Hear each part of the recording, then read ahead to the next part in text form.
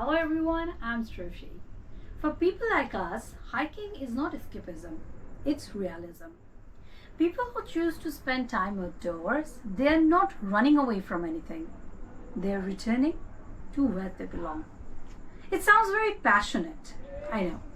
But I think it's this kind of passion that you need to go on such difficult and challenging terrains where you are going to face such acute weather conditions and you will have to walk miles, kilometers after kilometers just to reach a destination where you will get to spend not more than 30 minutes max to max. You need much more than just strength for that. What you can do is try to get as much comfort as you can from your fellow trekkers and trek gears. Now, it requires, other than passion, proper technical knowledge and proper trek gears.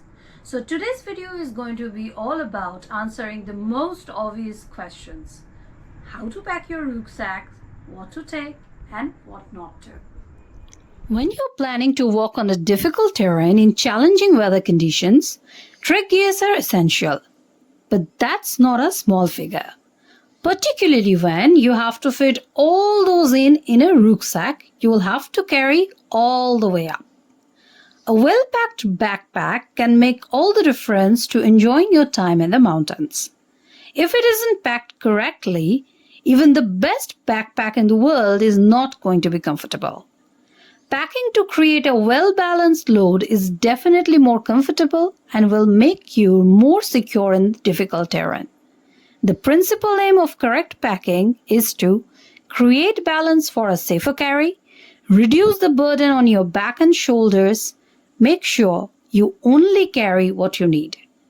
Always remember that less is always more. So far, if you have found this video helpful, hit the like button and don't forget to share it with your trek mates. Share your views on backpacking and leave your queries on trek gears in the comment section. Or you can contact us. If you want separate episodes on any particular trek gear, let us know that as well.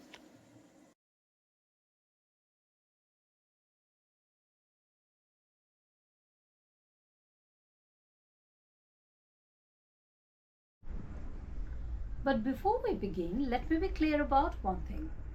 This video is specifically for those trekkers who are trekking with some sort of agencies and not for alpine trekkers or self-supported ones. Now, why am I saying this? Is because the agencies provide sleeping bag, mattress, tent and proper time-to-time food. So the trekkers has to carry solely their belongings. This video is specifically for those trekkers. Whatever we're going to show you in this video are all essential. But let's begin with the first thing first. The most essential thing that you need for any trekking is a proper and solid rucksack. And the second important thing is a proper hiking shoe. Since we're talking about shoes, let's talk about its closest companion, the socks.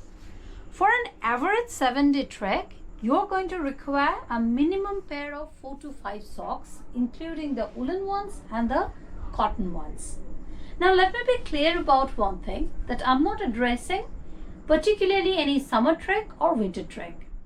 For an average high altitude trek, starting from greenery, then snowfield and pass crossing or to the summit, this is the minimum requirement. Once your feet is secure, let's move to the attire.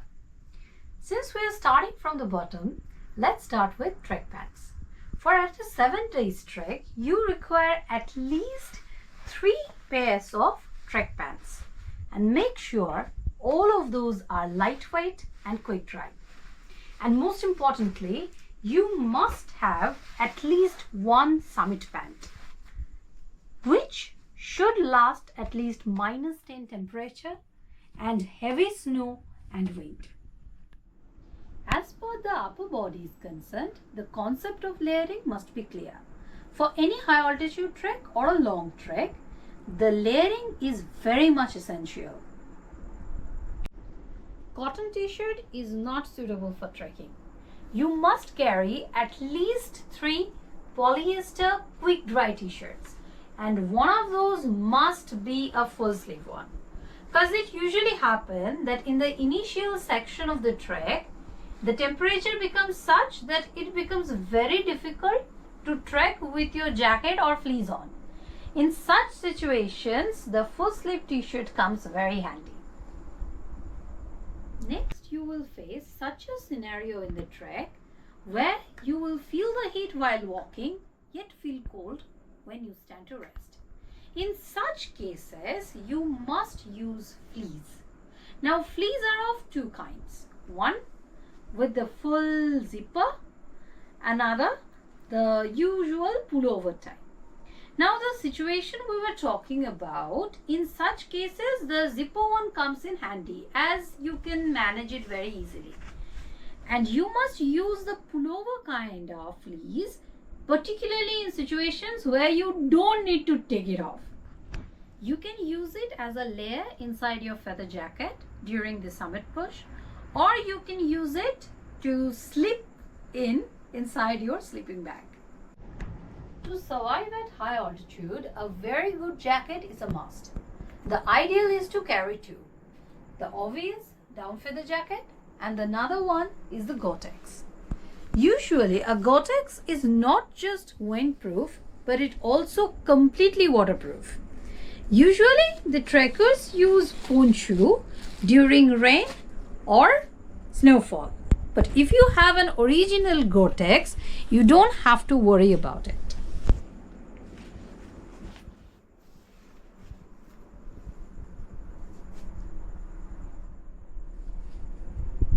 Feather jacket is the last layer.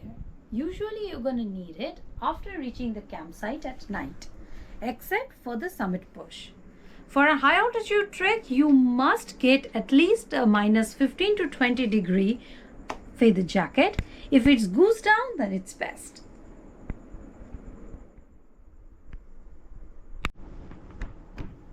Now let's come to some small but essential requirements.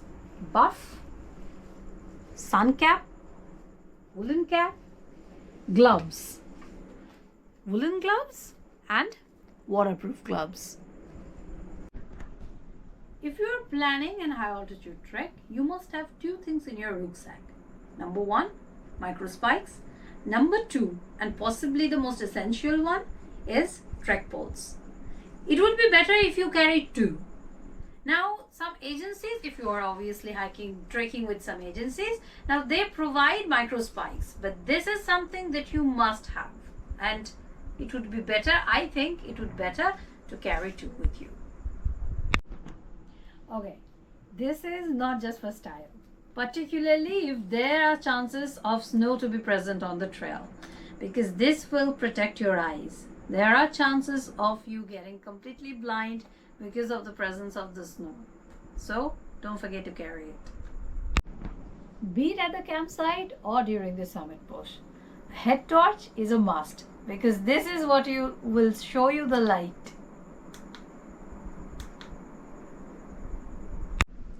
Now let's come to answering the second question. How to pack your rucksack? Most often people use the lower compartment of the rucksack as the shoe compartment. Well, it's not right, because the moment you take your shoes out, the lower compartment or the base of the rucksack gets completely distorted. Now, in case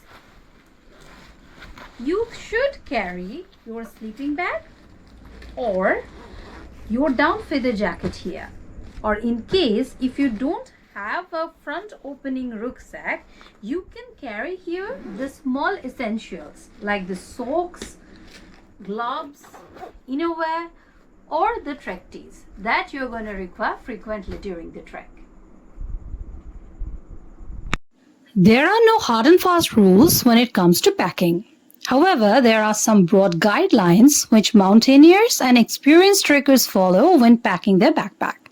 It is called the ABC rule of packing, where A stands for accessibility, B for balance, and C for compact.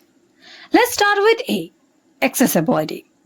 We want the contents of our backpack to be easily accessible. So naturally, the items we use during the trek like our raincoat, sun cap, sunscreen, medical kit, gloves, etc., need to be packed in the outer pockets and at the top of the main compartment of a backpack. The items we won't need during the day, like body warmer, sleeping bags, can be placed at the bottom of the sack. Now let's come to B for balance. Even the best backpack can place unnecessary stress on your body if the packing isn't balanced. A wrong method of packing could poach the center of gravity on your backpack, requiring you to put more effort into maintaining your balance on the trails. As a general rule of the thumb, fill the bottom of your backpack with relatively floppy but lightweight items like sleeping bag, warm jacket. This provides excellent cushioning for the lower back. Then place the heavier items in the middle portion of the pack, closer to the spine. This creates a center of gravity in the right position. Place the lighter items like clothing and things you won't need access to on the top. C stands for compact. You must reduce the surface area of the things you carry and avoid dead space within the backpack at all costs. Fill such spaces with socks and other clothing. You don't want things tumbling inside your backpack while hiking. A perfectly balanced backpack will stay in an upright position without support, whereas a backpack that isn't balanced will fall back flat on the floor.